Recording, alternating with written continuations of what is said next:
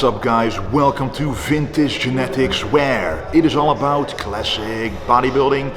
And today I'm going to train something I haven't trained in a long time, at least not showing you guys, and that is the delts. So we're going to start out with the side delts and the rear delts first and end with the front delts, because for me the delts grow very easily, and that's because I've always trained the side and rear delts first before the front delts, and I never really do military presses or anything like that, because you already work the front delts when doing the chest. So that's why I don't have a separate shoulder day. But this time I feel like training the shoulders, so let's get started with the most important exercise in my opinion, the side dumbbell lateral raise. Let's do it.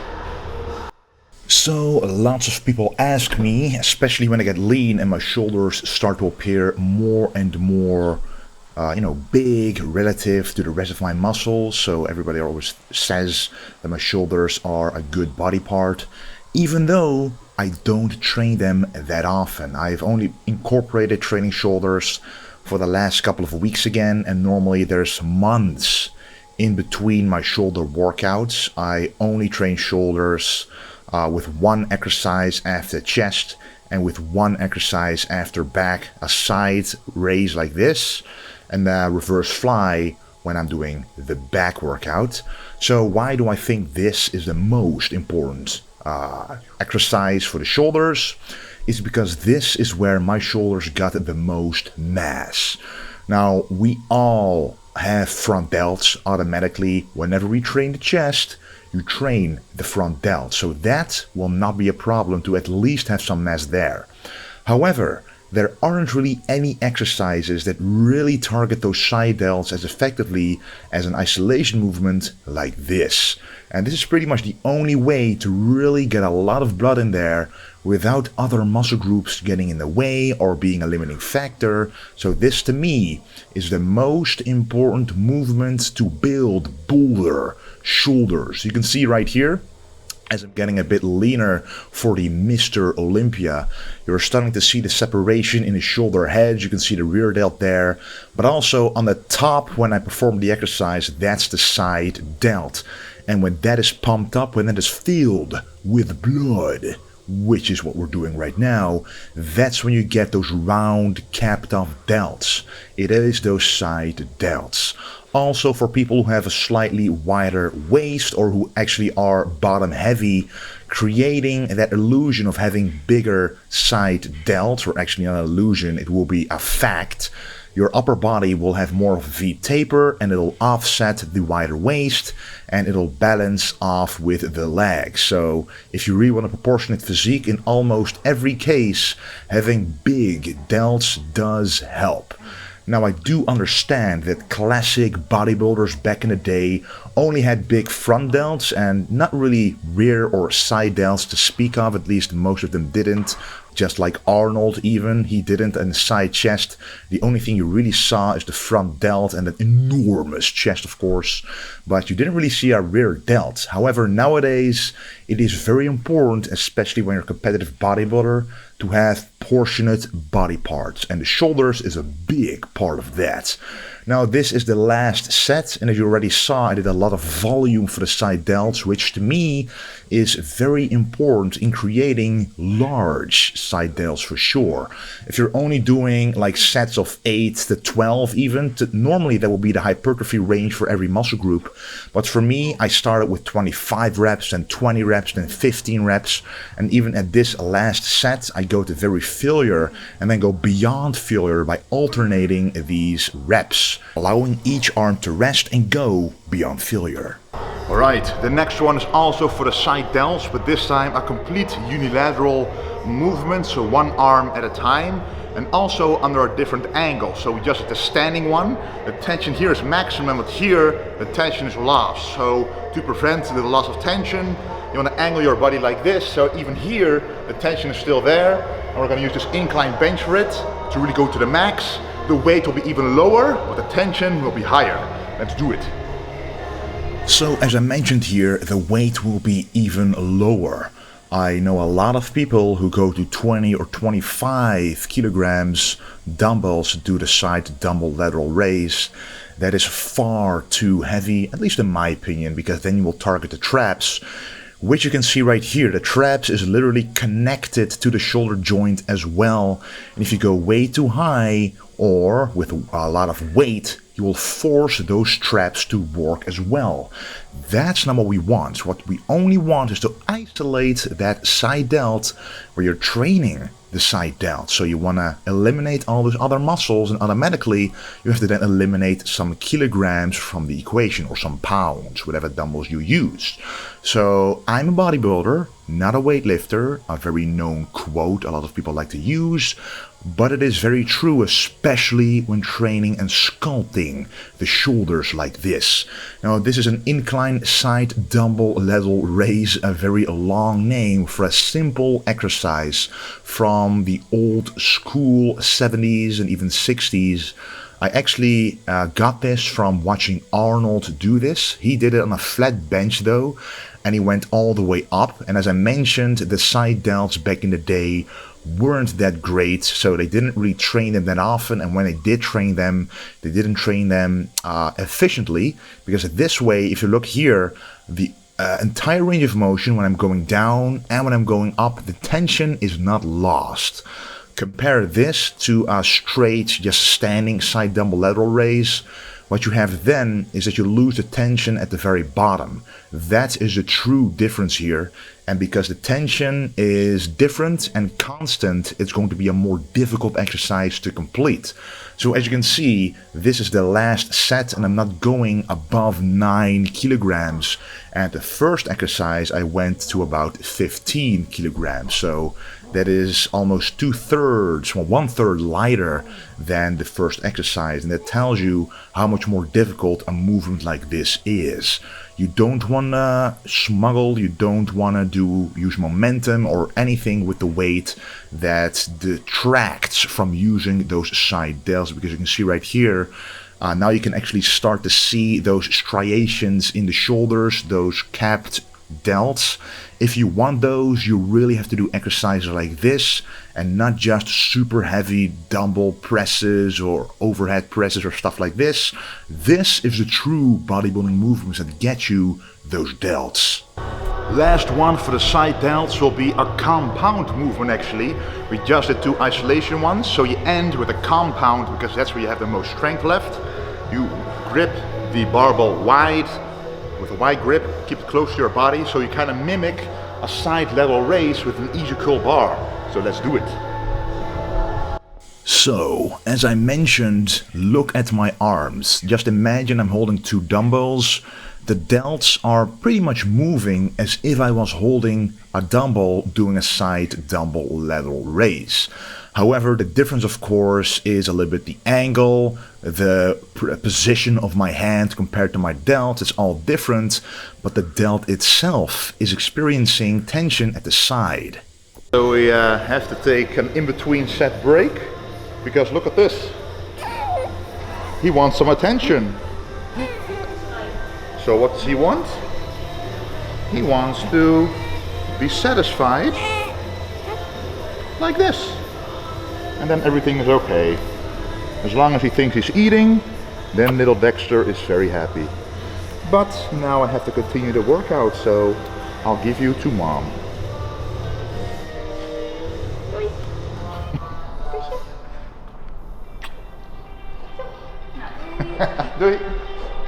Well, if you guys didn't know yet, I am a father now for a bit over 6 weeks. Next Friday, I think, would be 7 weeks. So it's been an amazing journey so far. But as a bodybuilder, there are some challenges for sure, which I'll make a new video about. But if you hadn't seen him yet, there he was. Very amazing, very incredible. But more about this exercise. If you want to do this exercise correctly, you do want to have a nice and wide grip and really focus on those side delts and not the traps. Normally on upright row would be the front delts and the traps being used, so it's kind of difficult for someone who is used to the regular upright row to then change to feeling the side delts. You also want to do high volume here, because this is one of the most injury prone movements there is, so perhaps not everybody is able to do this one. I haven't been able to do it, a few years ago when I had an injury or, an impairment in the shoulders. It was kind of annoying, but it's been gone for a long time after doing the shoulder fix stretches on my channel. But when you don't have any shoulder impairments at all, you can definitely do this movement. Now that we finished the side delts, as I mentioned, we're not going to do the front delts yet, but first the rear delts, because if you want to balance out the deltoids, you don't want to have overpowered front delts, but you actually want powered rear delts, because you never really train them during an exercise except a little bit for back. But when you train chest, you already target the front delts a whole lot. And to balance that out, you also have to do isolation movements for the rear delts. And one of the best ones is the reverse dumbbell fly for the rear delts to isolate those little muscles with high volume. Let's do it. So when targeting the rear delts, you basically have to think the same way as when targeting the side delts. The rear delts are also small muscles. You can now see them being sculpted in the physique by the fat being removed through this prep. You can see the traps, you can see the front delts and the side delts, but also the rear delts. Now the only way to get to see them is of course by losing fat, but also by creating mass in those rear delts. And the only way to do this is again by isolating them and not neglecting them. Obviously, we don't want to neglect the rear delts, not only for the size, but also for balancing the front delt strength and the rear delt strength. Because if you don't balance those two out, the front delt will pull harder on the joint compared to the rear delt. And what happens then is that it can actually cause injuries a lot quicker because the balance is gone. That is not what you want. And what you do want to feel during this movement is you want to feel those peak contractions in the rear delts. You can see that the traps are being involved just a little bit, which is almost unavoidable. But what you don't want is to feel those traps being filled with lactic acid and you don't feel the rear delts. You really want to feel with each and every rep those deep contractions in those rear delts, because if you don't, you're simply not doing the movement correctly or you're using too much weight.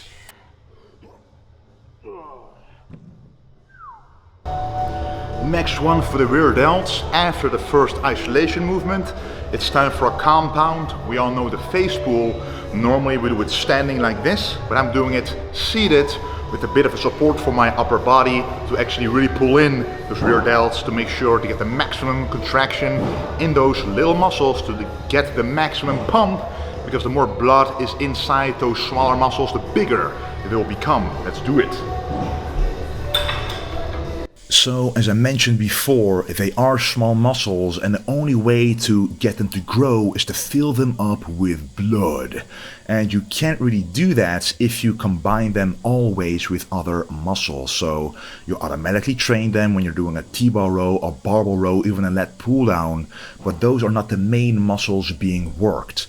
If you want to make them the main muscles, you have to do the reverse dumbbell fly that I just did and then follow it up with a face pull, for example. I like this order because first you isolate them, so you pretty much pre-exhaust them and make yourself known where those rear delts are. You can actually feel them being pumped up and you can focus on that feeling when you're doing a compound movement like this face pull. This is a compound movement because also the biceps are being involved and the traps are being involved a bit more compared to a reverse fly. So this is a more technical movement for the rear delts, but at the same time you could do more weight and still focus on that peak contraction in the rear delts, because you can see right here that when I'm doing and contracting the movement, you can see those rear delts popping out, filling with blood. And whenever you have a small muscle group, the only way to make it grow, in my opinion, just like the biceps or the triceps for example, is to do higher volume and fill them with blood, getting a nice pump, getting all the nutrients there, metabolic damage to make them die, only to be resurrected again stronger and bigger. And after doing some clean reps, it's time for some faster reps to really go to failure here. What I like to do after training the rear delts, especially after doing the face pulls, you automatically target the traps a little bit. And now we're going to finish the traps off With an isolation for the traps, again a unilateral movement, because you then don't have to use as heavy weight as with two arms at the same time, which could impact your grip, and it's actually for your biceps can be dangerous if you suddenly use your underarm and your upper arm to lift the weight as well. So using one arm at the same time, using a cable, you get constant tension and it feels great for the traps. Let's do it. Now this is a movement I haven't done a whole lot. I've only done it a couple of times in my life, but I thought it was a great movement here because almost all of the movements we did were either unilateral or with lighter weight. So I'm not about to grab a barbell that's super heavy here. Not allowing me to truly focus on a muscle we're working, which in this case is the traps. I actually injured my bicep tendon once doing a very heavy barbell shrug, because if you're going super heavy and you're not that experienced yet, because this happened to me years ago, your body is trying to recruit every single muscle in order to do that movement, and the muscle that was recruited was also the biceps. So when you see some people doing heavy shrugs, you can see their arms curling up just a little bit in order just to get that bar up. Well, that's the biceps working. And when you have a 200 or 250 kilogram or 500 pound plus barbell that you need to shrug up, you don't want that tension to be shifted to the biceps, because then those small muscles will be in for something they've never experienced before, and that usually results in an injury. So be aware of stuff like that. That being said, I do love doing barbell shrugs like that, but sometimes it's nice to spice it up a little bit, especially when you're watching this video. You already know those barbell shrugs and they are very effective, so definitely keep doing them with the right form and full range of motion. But this is a great way to train the traps unilaterally, which is almost impossible unless you use dumbbells, of course. But this way you can actually use a very heavy weight with constant tension all the way down and all the way up, and you don't have to focus as much on the grip, because the handle you're using here, you can hold on to it much more firmly and much more comfortably than a super heavy dumbbell, in my opinion. And you can also make it a lot heavier than a dumbbell is, because you're able to stand exactly as you want. So you also have to keep in mind, if you're pretty tall, that even the lowest cable attachment might be a little too low, so I'm standing on a platform here to be able to go through the full range of motion. What you want to feel is at the bottom that true stretch in the traps, almost like those traps are being ripped off. That's what you want to feel, and then you're going upwards, really focusing on only letting those traps do the work and not your arms, not anything else. It is quite difficult, but you can see here that the range of motion of those straps is quite large, possibly larger than you might have expected at first. Also want to control the eccentric motion, which is the motion downwards, because that destroys the most muscle fibers and will result in the most growth. Time for the last movement, which will be for the front delts and isolation movement. I'm not going to do a compound movement, because a lot of people have imbalanced front delts compared to the rear delts. So that's why I do the front delts at the very last, as opposed to most people who do it at the first exercise. So I'm gonna do an isolation one, not a unilateral one where you do one right and one left. I'm gonna keep to the right and then to the left to tire out the muscle even quicker, instead of dragging the set out. So let's get started. So this is the main difference between everybody else and me, at least most people. I am doing the front delts as the very last movement, and sometimes I'm not even doing them at all. But I do like to isolate them every now and then to get a nice pump in them, and it just feels great to contract them to the max like this, because you never really get that full contraction feeling when doing a dumbbell press or a bench press or even a cable fly. You do get some front deltoid pump and feeling, but not the mind muscle connection you could get with these front raises right here. I also mentioned I'm doing them differently than you're used to. Mostly a lot of people do them alternating, and the alternating way just drags the set out. It makes it longer, allowing you to go past failure, yes, but the time under tension isn't constant. So when you're doing it like this, when you're going up and down, the tension won't be lost from the muscle you're working. If you're doing them alternating, when you're doing the right version, the left arm will be resting and vice versa. That is not what you want if you want to optimally hit a muscle. You can do that for one exercise, but not if the only exercise you're doing for the front delts is this one.